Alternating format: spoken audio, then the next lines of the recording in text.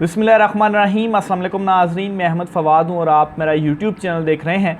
अहम ख़बरों, तज्ज़िये और तबसरे के साथ आज की व्लॉग में आपकी खिदमत में हाज़िर हुआ हूँ। इमरान खान कप्तान से पसे पर्दा अहम राब्ता, मामला क्या है, इस हवाले से कुछ तफसीलात आपके साथ शेयर करनी है। DGISI जनरल नदीम अंजुम साहब के हवाले से भी एक जो बड़ी ख़बर है वो ख़बर सामने आ चुकी है। जनरल नदीम अंजुम साहब जो हैं, इनकी तोसी का मामला इस वक्त क्या चल रहा है, कुछ अहम ज़राए से, अस्करी ज़राए से तफसीलात जो हैं वो सामने आई हैं। इस पर कुछ तफसीलात आपके साथ में शेयर करूँगा।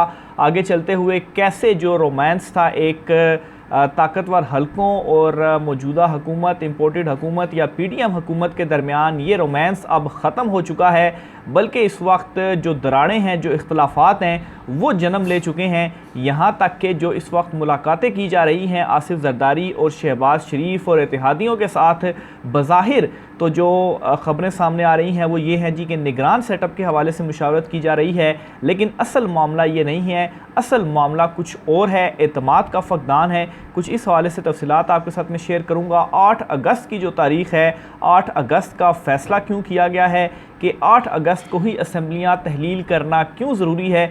ये असम्बलियाँ 10 को भी तहलील की जा सकती थी, लेकिन 8 अगस्त अहम क्यों है, इस हवाले से भी कुछ तफसीलात हैं, वो भी आज की व्लॉग में आपके सामने रखूँगा। सबसे पहले तो नाज़रीन MQM के हवाले से आपको बताता चलूँ, क्योंकि अहम इत्तेहादी भी है MQM, लेकिन खैर इन दिनों तो वो साइड लाइन भी है और उनके कहने ना कहने से अब खैर कुछ चीज़ें तब्दील भी नहीं होती, लेकिन एटलीस्ट उनकी जो मुनाफ़कत है वो इस गुज़श्ता 4-5 साल के अंदर खुल कर सामने आई है। ख़ास तौर पर जिस तरह से MQM ने इमरान खान साहब का साथ छोड़ा और फिर उसके बाद इस मौजूदा हुकूमत के साथ वो जो है वो इसका साथ दिया, और फिर उसके बाद वही जो चीज़ें वो पहले मुतालबात किया करते थे वो यहाँ पर आकर उनके मुंह जो है वो उन मुतालबात के ऊपर बंद हो गए।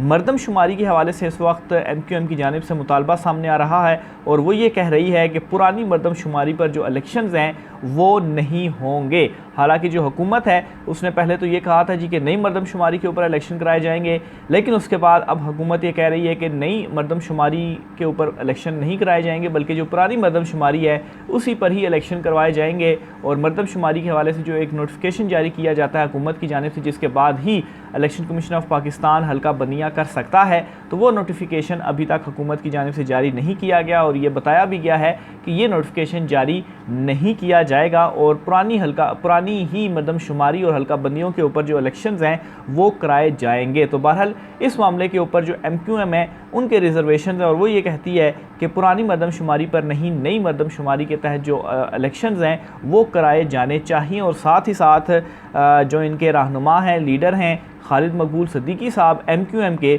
वो ये कहते हैं कि हुकूमत बनाने से ज़्यादा अहम जमहूरियत बचाना है। तो ये वो बयान था जो मैं आपके सामने रखना चाहता था कि MQM के मुंह से जमहूरियत का लफ्ज़ निकल रहा है और वो ये कहती है जी कि हुकूमत बनाने से ज़्यादा जमहूरियत बचाना ज़रूरी है। तो ये इनका वो मुनाफिकाना रवैया है जब इमरान खान साहब हुकूमत में थे और कैसे जो MQM थी वो जाकर मिल गई PDM जमातों के साथ, और फिर उसके बाद जब ये हुकूमत में आए, इनको वजारतें दी गई, तो उसके बाद इनके जो ज़ुबान थी उसको ताले लग गए और अब खैर हुकूमत ख़त्म होने जा रही है, तो अब जो कुछ मर्ज़ी ये करते रहे, आवाम के सामने एटलीस्ट इनका ये जो मुनाफिकाना रवैया है वो सामने आ चुका है। और यही सबसे बड़ी एक जीत जो है वो भी इमरान खान साहब की करार देता हूँ मैं कि इमरान खान साहब ने इस सारे अरसे के दौरान एक काम जो हुआ है वो ये हुआ है कि एटलीस्ट हर तरफ से जो लोग हैं वो एक्सपोज हो गए हैं। दूसरी तरफ परवेज़ खटक साहब, जिन्होंने सियासी जमात का कल ही ऐलान किया था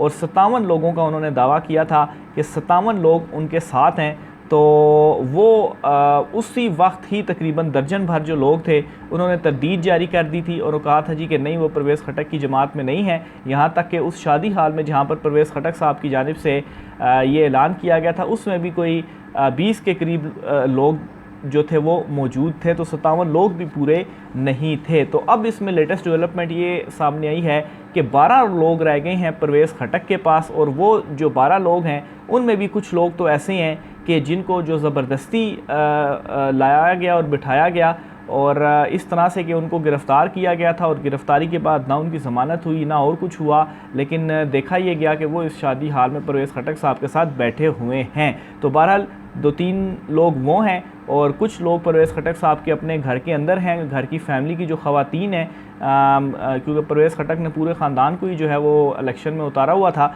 तो बहरहाल कुछ वो ख़वातीन हैं और कुछ ऐसे हैं जो कि जिनको रेलू कटा कहा जाए तो गलत नहीं होगा, तो ये लोग रह गए हैं परवेज़ खटक के साथ, तो बाकी कोई उनके साथ नहीं है। तो कल भी मैंने ये कहा था कि इस्तेहकाम पाकिस्तान पार्टी की जो लॉन्चिंग हुई थी, एटलीस्ट उसमें जो प्रेस कॉन्फ्रेंस की गई थी, और कुछ नहीं सही तो कम से कम फवाद चौधरी और दीगर जो रहनुमा थे ये मुंह लटकाए ही सही, लेकिन उस प्रेस कॉन्फ्रेंस के अंदर मौजूद थे, उसमें बड़ी तादाद में लोग मौजूद थे। तो बाद में खैर ये खामोश हो गए। लेकिन ये जो परवेज़ खटक की जमात है, इनके साथ तो ये हुआ है कि ना ही इनके साथ कोई बैठा, और आज ये डिटेल सामने आ गई कि 12 लोग हैं जो कि इस वक्त परवेज़ खटक के साथ रह गए हैं, और उनमें से भी कोई ऐसा बड़ा नाम या साबिक MNA MPA ऐसा नहीं है कि जिसकी अपनी इतनी वर्थ हो कि वो अगर ख़ुद पर इलेक्शन लड़े तो वो जीत सके। तो PTI का टिकट था उनके पास तो ठीक था, इलेक्शन जीत सकते थे, अदरवाइज़ परवेज़ खटक साहब की और दीगर लोगों की इस वक्त मुकम्मल तौर पर छुट्टी हो चुकी है। और ये इस्तेहकाम पाकिस्तान पार्टी के मुकाबले में भी एक फ्लॉप तरीन जो लॉन्चिंग थी वो परवेज़ खटक साहब की जानिब से हुई है। दूसरी तरफ जो इस्तेहकाम पाकिस्तान पार्टी है, इस हवाले से भी आपको एक ख़बर जो है वो मैं देता चलूँ। नईम अशरफ भट्ट साहब हैं, सीनियर सहाफ़ी हैं, उनकी जानिब से ये कहा गया है कि इस्तेहकाम पाकिस्तान पार्टी जो थी, इनके ऊपर जो ये समझा जा रहा था शुरू में कि कुछ ताकतवर हलकों का इनके सरों पर हाथ है, और इसी बेस के ऊपर इन्होंने पार्टी लॉन्च की है, और फिर उसके बाद इलेक्शन में भी ये जाएंगे और फिर इनको जितवा दिया जाएगा। तो इस हवाले से भी उन्होंने बताया है कि वहाँ से भी जो ये हाथ है शफ़क़त का वो इनके सरों से उठ चुका है, और बहुत बुरे तरीके से जहांगीर तरीन जो है वो पिटी है। और अब इनकी सिचुएशन ये है कि जो इनको एक उम्मीद थी कि ये जो सर हैं इनके, ये जो हाथ इनके सरों पर है शफ़क़त का, शायद इस वजह से ये कुछ सीटें निकालने में कामयाब हो जाएं, लेकिन अब वहाँ से भी ये नाउम्मीद हो चुके हैं। तो परवेज़ खटक साहब, परवेज़ खटक कह रहा हूँ, जहांगीर तरीन साहब जो कि ये समझ रहे थे कि बल्कि वो कहते भी हैं कि मैंने इमरान ख़ान को वज़ीर-ए-आज़म बनाया, तो उनको अब अपनी वर्थ का पता चल गया होगा। अपने बलबूते के ऊपर वो ख़ुद भी इलेक्शन नहीं जीत सकते। तो ये वो दो बड़ी जमातें हैं जिन जो इमरान ख़ान के मुकाबले में अलहदा हुई, पाकिस्तान तहरीक-ए-इंसाफ से अपनी पार्टी बनाई, और ये दोनों बड़े नाम हैं। अलीम ख़ान भी इनमें मौजूद है और दीगर भी बहुत बड़े बड़े नाम, फवाद चौधरी वगैरह हो गए। तो ये तमाम तर इमरान ख़ान से अलहदा होने के बाद अमली तौर पर अब आप लोगों ने देख लिया होगा कि ये सिफर हो चुके हैं। तो इसलिए ये जो बड़ी बड़ी बातें करते हैं कि हमने इमरान ख़ान के साथ ये किया और इमरान ख़ान को हमने इस जगह पर पहुंचाया और ये कर दिया और वो कर दिया, और ये समझते हैं कि इमरान ख़ान से हम साइड पर हो जाएंगे तो इमरान ख़ान टूट जाएगा या इमरान ख़ान की पार्टी बिखर जाएगी। तो ये असलियत भी इनके सामने आ गई होगी कि असल में इनकी वर्थ जो थी वो इमरान ख़ान के साथ ही थी। तो ये दो बड़ी जमातों का इस वक्त हाल हो चुका है। और दूसरी तरफ MQM भी इस वक्त फड़फड़ा रही है, क्योंकि हुकूमत अब तो वैसे भी 2-3 हफ़्ते रह गए हैं, हुकूमत ने जाना ही जाना है। MQM अब अलहदा हो या ना हो इससे कोई फ़र्क नहीं पड़ता, जो उनसे काम लेना था वो लिया जा चुका है। और अब MQM की भी जो एक कुछ नशिस्तें वो हासिल कर लेते थे, तो इन इलेक्शंस में वो वाला मामला भी MQM का गोल हो गया है। तो ये नाज़रीन इस वक्त पॉलिटिकल सिनेरियो के हवाले से कुछ डिटेल्स थी। दूसरी तरफ DGISI जनरल नदीम अंजुम साहब के हवाले से एक बड़ी ख़बर है, और वो ख़बर ये है कि इनको तोसी देने का जो फ़ैसला है वो किया जा रहा है। यानी कि इनकी जो रिटायरमेंट थी वो सितंबर में इनकी रिटायरमेंट थी, और सितंबर में पहले का भी मैंने आपको बताया था कि बेसिकली 2 नहीं बल्कि 3 बड़ी जो तब्दीलियाँ हैं वो होने जा रही हैं। एक चीफ़ जस्टिस साहब, एक जो है वो DGISI और एक प्रेसिडेंट ऑफ पाकिस्तान। ये तीनों की जो तब्दीली है या जो रिटायरमेंट डेट है वो सितंबर में ही है। लेकिन DGISI जनरल नदीम अंजुम साहब के हवाले से डिसीजन लिया जा रहा है कि इनको मज़ीद 1 साल की जो तोसी है वो दी जाए। तो इमरान मीर साहब है, इनकी जानिब से ये ख़बर दी गई है, और साथ ही सैयद समर अब्बास साहब हैं, इनकी जानिब से भी ये ख़बर दी गई है। और इन्होंने ये कहा है जी कि DGISI ट्वीट करते हुए कहा है जी कि DGISI lieutenant general Nadeem Anjum को तोसी दे दी गई है। और इसी के ऊपर कोट रीट्वीट करते हुए इमरान मीर साहब हैं, हमारे डायरेक्टर न्यूज़ भी थे, और अक्सर इनका जो ट्वीट है उसका मैं कोट करता रहता हूं। तो इन्होंने ये लिखा है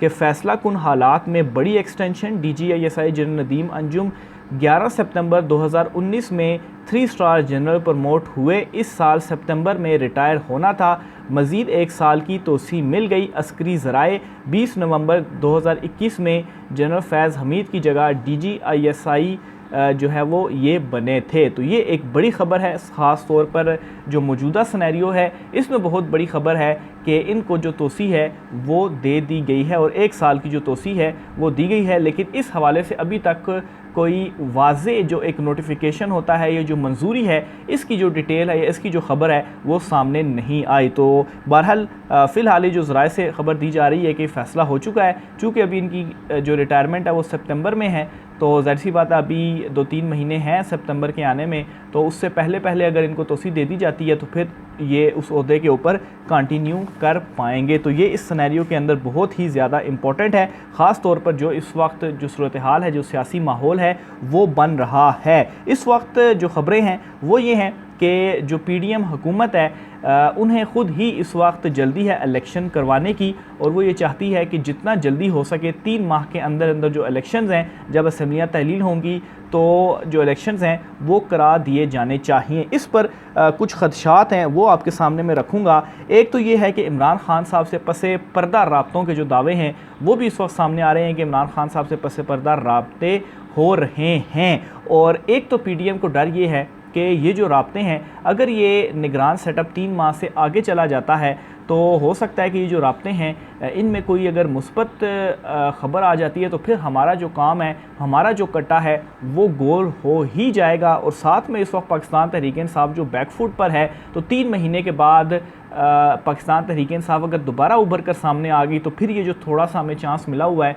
इस चांस से भी हम जाएंगे। तो इस वक्त जो PDM है, पहले तो इमरान खान साहब कह रहे थे कि इलेक्शन करवाएं, इस वक्त PDM खुद ये चाह रही है कि जल्दी से जल्दी इलेक्शंस हो जाएं। लेकिन इसमें सवाल ये है कि अगर वो इतना जल्दी कह रहे हैं तो फिर 2 माह में इलेक्शंस क्यों नहीं करवा रहे, 3 माह का वो क्यों कर रहे हैं। अब इसमें एक चीज़ सुन लीजिए, 3 माह का इस वजह से ड्यूरेशन वो सेट कर रहे हैं कि एक तो नवाज़ शरीफ की वापसी और कानूनी महाज के हवाले से उनको थोड़ा सा वक्त चाहिए, और फिर उसके बाद चीफ जस्टिस उमर अताब बंदयाल साहब की रिटायरमेंट का भी जो वेट है वो किया जा रहा है। तो इस वजह से इनको थोड़ा सा इस मामले पर जो वक्त है वो चाहिए। तो अगस्त में अगर असम्बलियाँ तहलील होती हैं तो 1 माह होगा, उसमें यह होगा कि सितंबर में ये सारी जो तब्दीलियां हैं वो हो जाएंगी, और उसके बाद 2 माह होंगे, उसमें नवाज़ शरीफ की वापसी, उनके केसेस और ये तमाम तर जो मामलात हैं वो हल कर दिए जाएंगे, और कोशिश की जाएगी कि नवाज़ शरीफ वापस आकर इलेक्शन लड़े और उनकी जो नाअहली वगैरह है वो ख़त्म हो जाए। लेकिन साथ ही उनको डर ये भी है कि अगर जो ताकतवर हलके हैं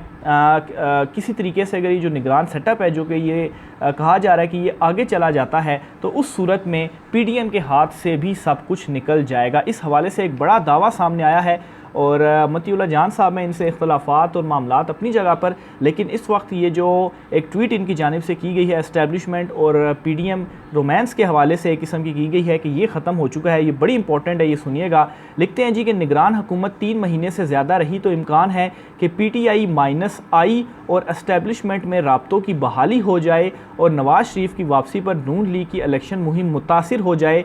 इसलिए इंतहाई काबिल एतमाद निगरान वज़ीर-ए-आज़म ही 3 महीने में इलेक्शन यकीनी बना सकता है। अब ये जो सारी मुलाकातें हो रही हैं निगरान सेटअप के लिए, निगरान वज़ीर-ए-आज़म के लिए, वो इसी वजह से हो रही हैं कि नवाज़ और नून और पीपल्स पार्टी ये चाहती है कि ऐसा बंदा आए कि जो मेक श्योर कर ले कि 3 महीने के अंदर इलेक्शंस हो जाएं, और जो दूसरी तरफ ताकतवर हलकों का अगर कोई नाम है तो उनका जो नाम है वो निगरान वज़ीर-ए-आज़म के तौर पर सेटल ना हो, बल्कि ये अपनी मर्ज़ी से कोई जो निगरान सेटअप है वो लेकर आए। 3 महीने बाद इलेक्शन ना होने की सूरत में निगरान वज़ीर-ए-आज़म अगर इस्तीफ़ा देगा तो आइन के मुताबिक नया वज़ीर-ए-आज़म कैसे तैनात होगा, क्वेश्चन मार्क। तो ये तभी मुमकिन हो सकता है कि जब इनकी मर्ज़ी का या इनका कोई बंदा निगरान वज़ीर-ए-आज़म हो, ताकतवर हलकों का नहीं।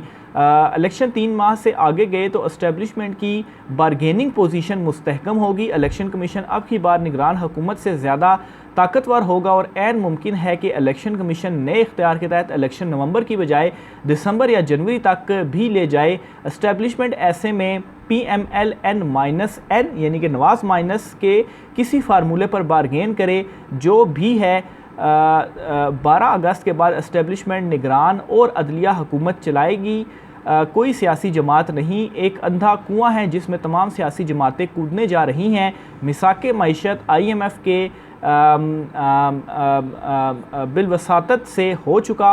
अब बस एक आलमी बैंकार की ज़रूरत होगी। इमरान खान को पूरे पंजाब में कोई SHO नहीं मिला था जो कातलाना हमले की FIR दर्ज करता। क्या नवाज शरीफ को ऐसा निगरान वज़ीर-ए-आज़म मिल जाएगा जो इलेक्शन कमीशन को 3 माह से आगे जाने से रोकने के लिए अपनी नौकरी पर खेल जाए? इक़्तिदार की रेत तेज़ी से सियासतदानों के हाथ से निकलती दिखाई दे रही है। तो जी हाँ जनाब, ये वो ख़बर है जिसके ऊपर जो PDM है इस वक्त जो रोमांस ख़त्म हुआ है और इस वक्त PDM नवाज़ और पीपल्स पार्टी सर पकड़ कर बैठी हुई है और इसी वजह से ये जो सारी मुलाकातें हैं वो भी हो रही हैं और किसी हतमी चीज़ के ऊपर नहीं ये पहुंच पा रहे कि अब किसको हम लगाएं, क्योंकि अगर इमरान खान जो है पूरे पंजाब में अपनी हुकूमत होने के बावजूद कोई एक SHO इसको नहीं मिला कि वो कातलाना हमले की FIR काट सके, तो क्या इनको कोई ऐसा वज़ीर-ए-आज़म मिल जाएगा निगरान सेटअप के लिए?